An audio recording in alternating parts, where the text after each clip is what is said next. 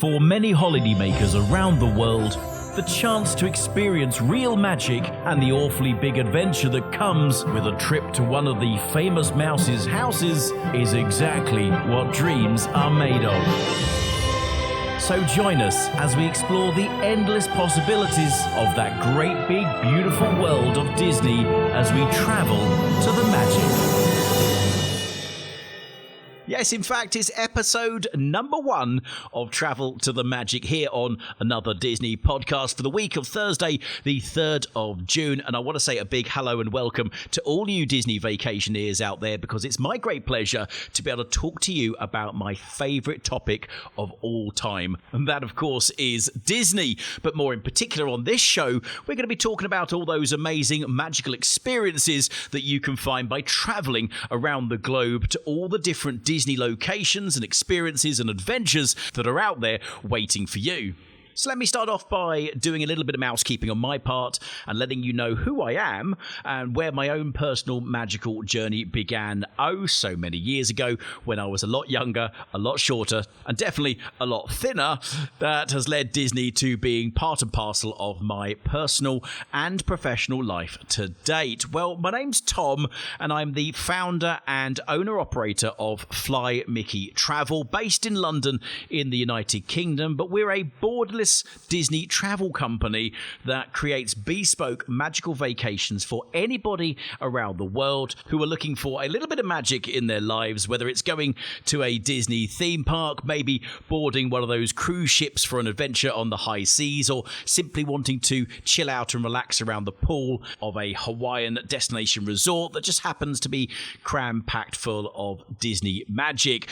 So yeah, that's kind of what I do on a daily basis. In fact, actually, what I do on a daily basis is I wake up, watch an awful lot of Disney YouTube channels, drink an awful lot of coffee, and then get started on making some magic packages for different customers around the world, whether they are newbies to the world of Disney travel and need a bit more hand-holding in the initial sort of planning stages of where they want to go, or whether maybe they're a veteran with a really good idea of the Disney aspects but aren't so sure on all the extras that they could be going to do in and around the resorts that they are heading towards. So that's in a nutshell what I do for a business. I sell magic.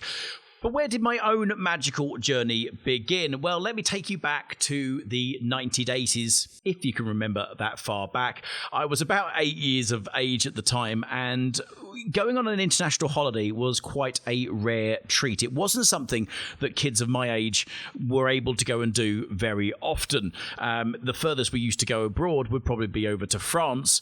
But in those days, Disneyland Paris wasn't even open yet. So our Disney influences came purely from what we were reading in cartoon magazines, or what we were hearing on the local radio station, or dare I say, when we were watching the Disney releases on VHS. And if you don't know what VHS is, then you definitely weren't born in the 1980s. But one of those tapes that we used to get every single year was, in fact, our Walt Disney World vacation planning tape, because this was the days before the internet, so you couldn't just hop online and have a look at what the resorts were doing or what special offers may be available for that year, or even find out what the entertainment nighttime spectaculars and parades were going to be. You had to wait until you got the tape through your door, and then you would sit down for what we thought was a special event as kids, very exciting, have our dinner, and then watch this 90-minute presentation by Walt Disney World on all the magical aspects of why you should book a vacation to Orlando. And again, like I've said before,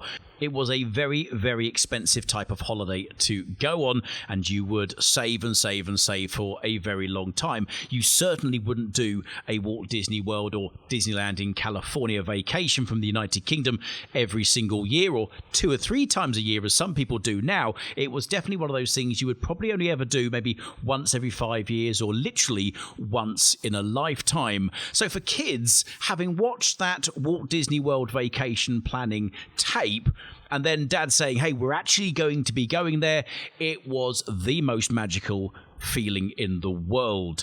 And it was kind of double-edged as well, because it was the first time we ever got to go on an aeroplane that took us on a flight longer than an hour and a half. In fact, in those days, if I remember rightly, the aircraft wasn't even direct. We didn't fly straight to Orlando. We had to fly indirect via Bangor, Maine. And the airport in those days was really not an international airport. It was quite a small little airport. In fact, we flew in one side. We had to get off the plane for whatever reasons that was for, and go through the terminal, which was effectively a shed, and come out the other side where we reboarded the plane and then took off to Orlando. So even those things were still part and parcel of the excitement of going on your holiday, and those memories of my first Walt Disney World holiday are still very much with me today. And I think it's important that when you go on these kind of magical holidays, you do create memories that you will never forget. I mean, I look back now and can laugh about being shouted at by the waitress in the 50s primetime diner, which leads me to give you a good bit of advice, kids, which is finish your greens if you don't want to be shouted at in a Disney restaurant. But also some other amazing memories, like going on my very first proper roller coaster, even though I actually had to be dragged onto it and promised it wasn't going to kill me. And of course I didn't believe my parents at the time, but actually came off the other end of Space Mountain as a roller coaster enthusiast. But I love the fact that I have these memories to look back on, the memories of going on It's a Small World for the first time and realising that a song really can stick in your brain for all of eternity, to going to World Showcase and being immersed in all this country and culture that you just wouldn't get to do normally in your life. But here it was, laid out around one giant lake for you to do in an afternoon stroll. And this is the magic of what Disney can offer to you, not just at Walt Disney World in Orlando or at Disneyland Resort in California, but actually there is a big, bright, beautiful world of Disney out there to explore. And that's what we're going to delve into in this podcast series of Travelling to the Magic. So let's start off episode 1 by taking an overview look of all of the different destinations that are available in this world of Disney. And where better to start than at the original Disneyland Resort in Anaheim, California, which was built back in 1955. And over the last 65 years, both the Disneyland Resort and the city of Anaheim have both grown exponentially. We, of course, have 2 theme parks now on the Disney footprint, the original Disneyland Park and also Disney's California Adventure Park, which in itself is a really interesting destination on its own, drawing a lot of inspiration from the California coastline. But of course it houses some original rides like the world-famous Incredicoaster and the largest collection of Pixar-inspired attractions. But they're not just stopping there. They are already talking about building an extension between the 2 parks that will house interconnecting lands like Arendelle from Frozen. But of course they're opening Avengers Campus as we speak with a rather intriguing new-looking ride called Web Slingers, which uses some pretty awesome technology to help you collect these little robot bugs that Spider-Man has lost around the city.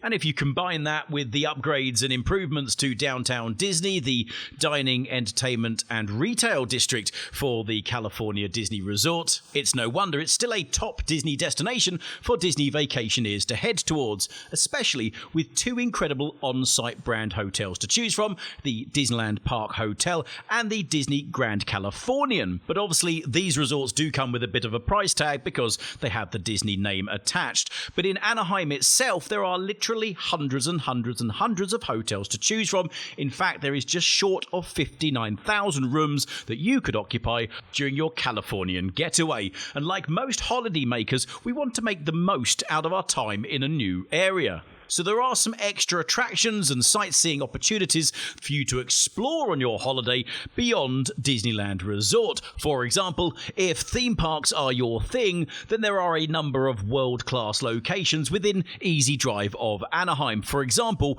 Knott's Berry Farm is just down the road. You've got Universal Studios in Hollywood. And of course, you've also got the Warner Brothers Studio Tour, where if you're a fan of Friends, you can go and sit on that lovely coffee shop sofa. But the opportunity opportunities to expand your holiday don't just stop there, because there are some other really cool attractions to go and see within easy reach of Los Angeles. So, for example, the Hollywood sign. Who doesn't want to go and get a photograph of themselves, try to hold the sign up between their two fingers, or taking in a LA celebrity homes tour where you never know, you might be able to snap a couple of pictures of some superstars along the way. But if you really want to plus that magic experience of going to California, then why not take in a stop at Las Vegas in Nevada at the same time and pop over to the Grand Canyon to really top off those experiences of the west coast of America, which seems to be a good point to segue over to the east side of America and the home of Walt Disney World in Orlando, Florida.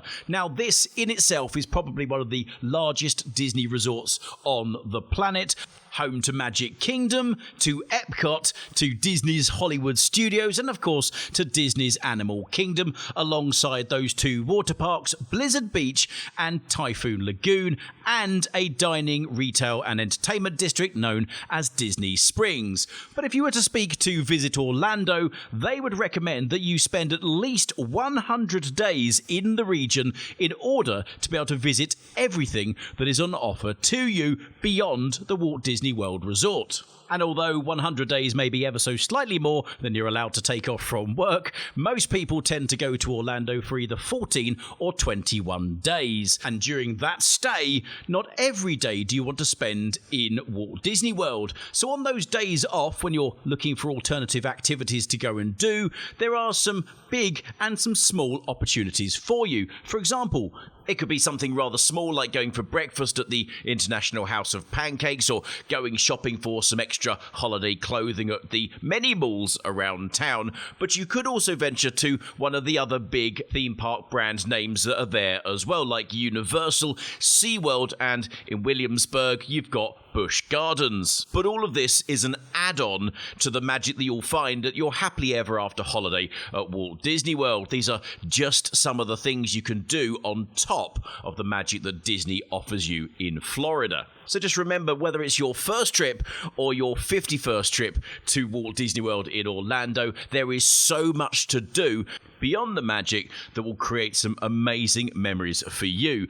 But possibly on your next holiday, you want to go and experience something truly Disney unique. Well, Tokyo could be that destination for you to head to. In fact, the Tokyo Disney Resort was the first international Disney resort to be built outside of the US. And although it has a replica of Cinderella's castle inside the main park, they have branched out and created some incredibly unique extra attractions, like the secondary park called Tokyo Disney Sea, which actually houses Disney's most expensive hotel of all. It's called the Mirror Costa, and the reason it's quite expensive, not only because it's absolutely luxurious, but it happens to be situated right in the heart of the park, which means if you're staying there, you not only get to have privileged access into the resort, into Tokyo Disney Sea, but you also get to have these spectacular views of the park, the rides and attractions, and of course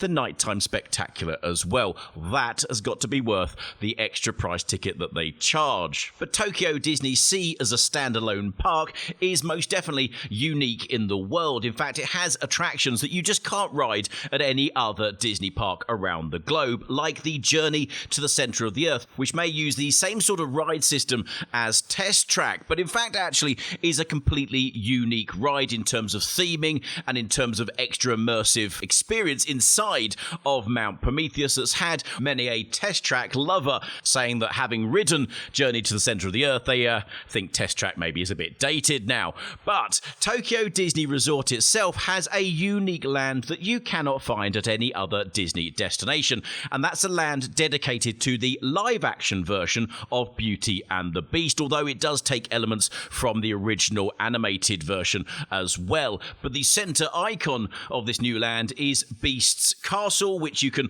explore and take lots of iconic selfie photos in front of, because that in itself is a unique castle to a Disney park. But what's inside the castle is even more unique. Now, the attraction may use a similar ride system, a trackless ride system that you would find on Ratatouille in Disneyland Paris and the Ratatouille adventure that's coming to Walt Disney World from October the 1st. But what makes it incredibly unique is that it's the first attraction that Disney's ever created. The Imagineers have really gone to town with this, and they've created animatronics that can actually dance around the room for you. So if you imagine that iconic scene from the movie where Belle and Beast are dancing around to Taylor's Older's Time, they are literally dancing, feet off the floor, and looking like they're having a really good old time. And that makes Tokyo Disney a really unique resort to go to. But like with the previous two Disney resorts we've talked about, there is so much more to be seen and to experience outside of the magic. Tokyo,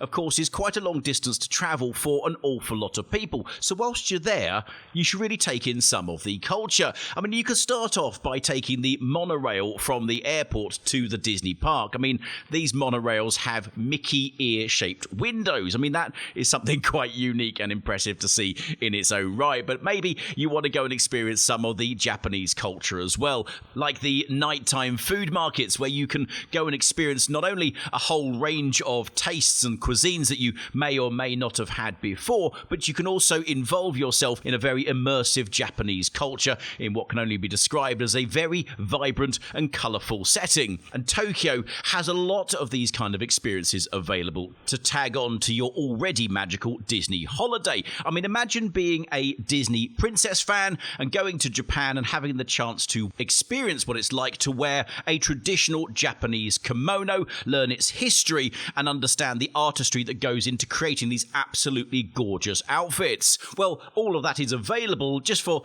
a little extra on top of your standard holiday costs. I mean, you could also take maybe a private guided tour around Tokyo, where you could go and experience the old and the new, the traditional and the modern with your private guide. If you really want to go and experience maybe the museums or the art galleries, and for the more adventurous amongst you, you might want to go and see one of the other icons beyond the Tokyo Disney Resort that is in Japan as well. And of course, we're talking about Mount Fiji, where you could go and do a 1 or 2 day tour to this world famous landmark. And talking of famous landmarks, that's a nice little area for me to segue towards our fourth park in our summary of Disney resorts and destinations around the world. And of course, we are heading towards Paris and the home of what is quite possibly the most beautiful landscaped resort of them all, Disneyland Resort. Now, up until 5 years ago, this resort was part owned by the Walt Disney Company and part owned by the French government as well. But since Disney bought back 99.9%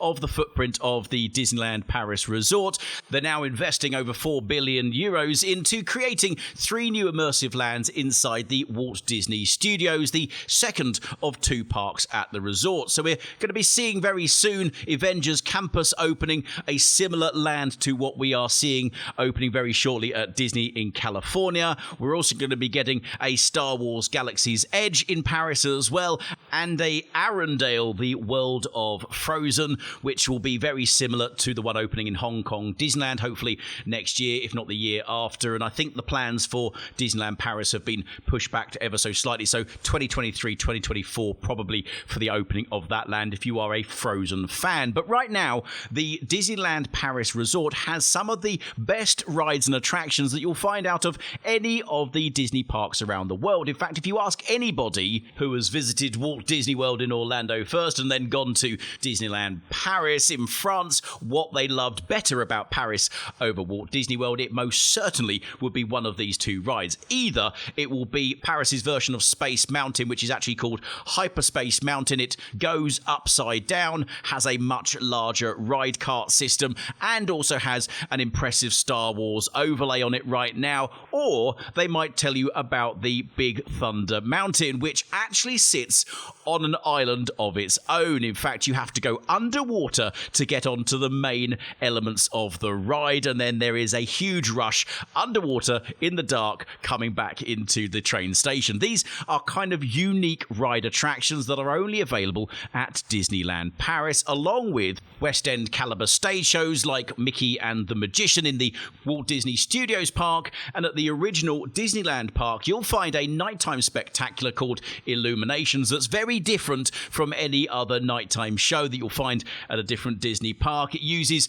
water jets and cannons and curtains from the lake that surrounds the Sleeping Beauty castle to fireworks and fire effects, lasers, and of course the state-of-the-art projection system to really 3D map what you're watching onto that iconic centerpiece. And it's just an amazing show to watch. But of course, again, like all of the other Disney parks we've been talking about, there's a lot more magic to be had right outside those gates. In fact, right outside those gates is a train station that can take you on a 40-minute ride into the center of Paris, where you can go and experience not only the French culture and some traditional croissants, but also go and see the iconic Eiffel Tower, the Arc de Triomphe, or maybe go and see the original Moulin Rouge, which a lot of people think is just a movie. Well, it's not. It's a real-life dinner and dining show experience to be had at the heart of one of the most romantic cities in the world. But maybe your better half wants to travel to somewhere quite different for their Disney experience. Well, number 5 on our summary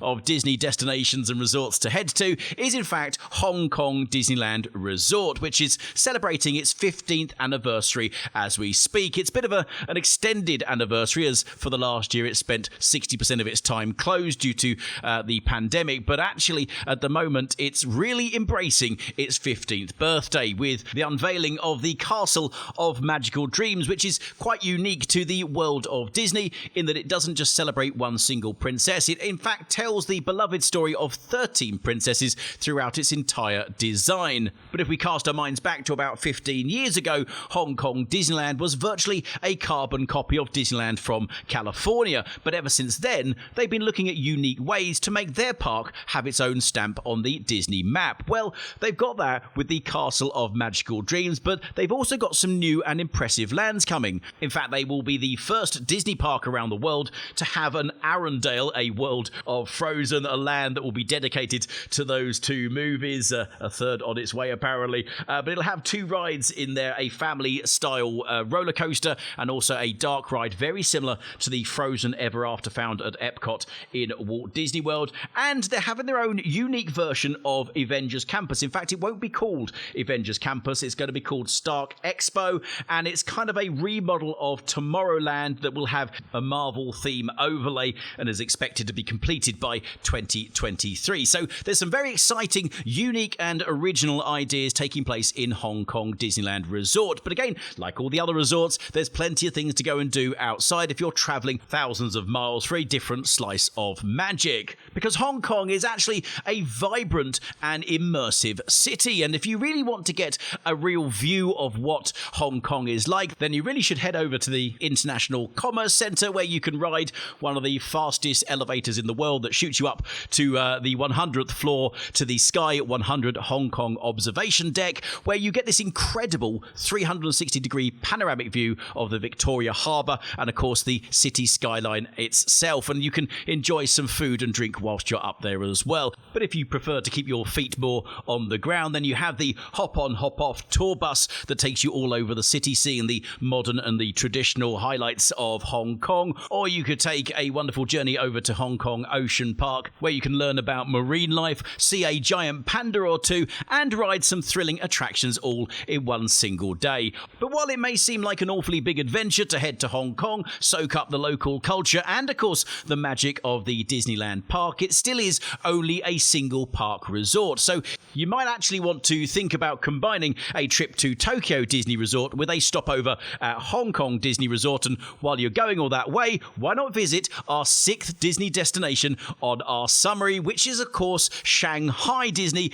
and the newest Disney park of them all, and quite probably the most state-of-the-art and technologically advanced Disney park too, considering it has a revolutionary system that's used in its Pirates of the Caribbean ride, which actually takes the boat, spins it around several times, and gives you that immersive impression that you are literally underwater and then being thrown into the real world. It's just quite outstanding. But much like Hong Kong Disneyland, Shanghai Disneyland has its own unique castle too. It's called the Enchanted Storybook Castle, and it takes inspiration from Cinderella's and Sleeping Beauty's castles in other Disney parks, but it also features a few unique elements that you won't necessarily get in any other Disney park, and that's 2 rides inside the castle, one of which is a boat-themed attraction, plus also a full Disney character dining restaurant experience. Now, also on this castle, right at the top of the tallest tower, is a peony flower sculpture. I do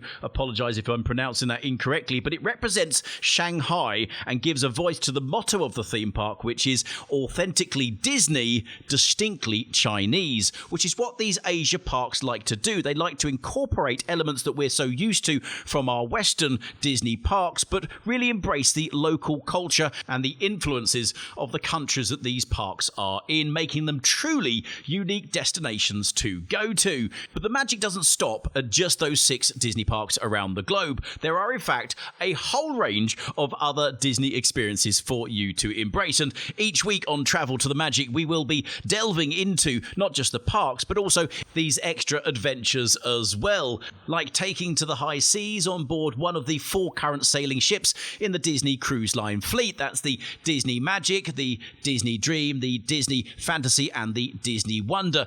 And of course, from June next year, the Disney Wish takes her very first maiden voyage as part of the ever-growing Disney Cruise Line fleet, with 2 more ships due to join over the next few years as well, but they are yet to be named. And of course, these ships can take us all over the world. So the Disney Magic, for example, sails generally from Dover in the UK or from Barcelona in Spain on all-inclusive itineraries that can take us to places like St. Petersburg, Copenhagen, Naples, Pompeii, and also into Monte Carlo, which really gives you a chance to see quite a bit of the European landscape. While back over in America, the Disney Wonder can take you on adventures up to Alaska for a bit of a chillier experience up there, down to the Disney Fantasy and the Disney Dream. They could take you around the Caribbean or the Bahamas, with a stop-off at Disney's own private island that is Castaway Cay. And I can tell you, I'm very excited for the Travel to the Magic episode when we delve into that location. But it's not the uniquest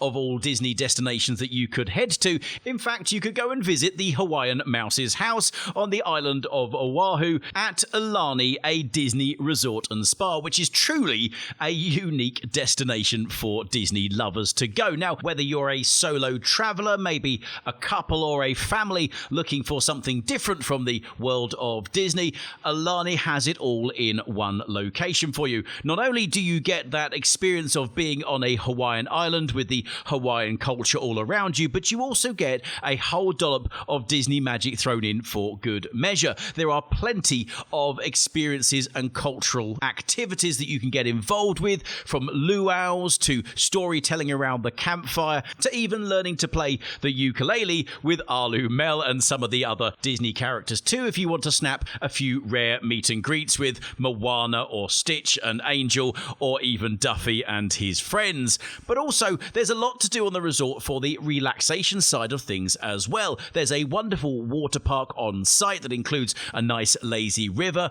to all the spa treatments and relaxation therapies that are available to you as well. Plus, just on the front of the resort, of course, is an ocean and a wonderful stretch of beach where you can take a nice long walk and breathe in some of that wonderful Hawaiian salty air whilst you're on your vacation as well. Very rejuvenating for sure. And this leads me nicely on to the final bit of magic on our summary of what Disney has to offer around the world for its vacationeers, and it's a product you may or may not have heard of. It's called Adventures by Disney, and these are hassle-free guided tours to some fantastic destinations like Australia, Egypt, the Galapagos Islands, and to Greece, plus 40 other amazing destinations as well, whether as a walking tour or on a river cruise. All of this is guided by some well-trained Disney adventure guides too, who will immerse you in the culture, heritage and history of the countries that you're visiting, as well as sprinkling a little pixie dust over some very distinctly Disney activities for you to do